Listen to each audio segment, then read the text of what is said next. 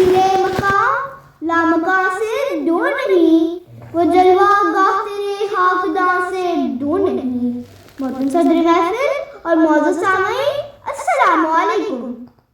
آج میں آپ کے سامنے ایک ایسے موضوع پر گفتگو کرنے آئی ہوں جو نہ صرف ہمارے لیے ذاتی بلکہ قومی اور عالمی سطح پر بے حد اہمیت کا حامل ہے، یعنی چھوٹے قدم بڑی تبدیلی۔ اکثر ہم اپنی زندگی میں بڑی کامیابیاں حاصل کرنے کا خواب دیکھتے ہیں، لیکن ہمیں یہ احساس نہیں ہوتا کہ ہر بڑی کامیابی کا آغاز ہمیشہ چھوٹے قدم سے ہوتا ہے۔ ہم اکثر یہی سوچتے ہیں کہ ایک فرد کیا کر سکتا ہے۔ ہم اکثر بڑے بڑے انقلابات اور تبدیلیوں کے منتظر رہتے ہیں، لیکن حقیقت یہ ہے کہ ہر بڑی تبدیلی کا آغاز ایک چھوٹے قدم سے ہوتا ہے۔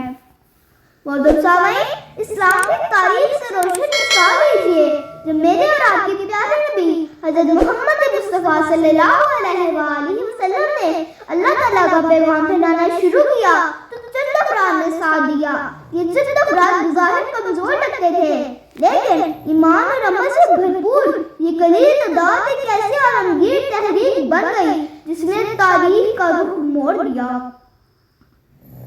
ہم نے سنا کہ نیل آرمسٹرانگ نے چاند پر پہلا قدم رکھ کر دنیا کو بدل دیا۔ عزیز ساتھیوں، کامیابی کی راہیں لوگوں کے لیے ہموار ہوتی ہیں جو چھوٹے قدم اٹھانے سے گھبراتے نہیں ہیں، جیسے تھامس ایڈیسن، جسے تمام لوگ کہتے تھے کہ وہ کچھ نہیں کر سکتا، لیکن اس نے اپنی محنت اور جذبہ قائم رکھتے ہوئے مختلف قسم کے چھوٹے چھوٹے تجربات کیے اور اسی کوشش سے اس نے ایک دن بلب ایجاد کر دیا۔ بڑے صغیر کی تحریک آزادی کی مثال لیجیے۔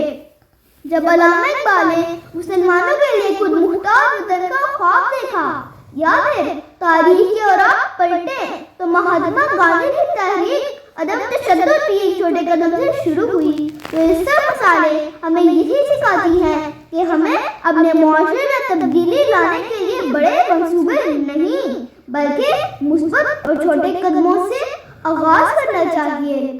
اسی لیے علامہ اقبال نے نوجوانوں سے فرمایا، منزل سے آگے بڑھ کر منزل تلاش کر، منزل سے آگے بڑھ کر منزل تلاش کر، مل جائے تجھ کو دریا تو سمندر تلاش کر۔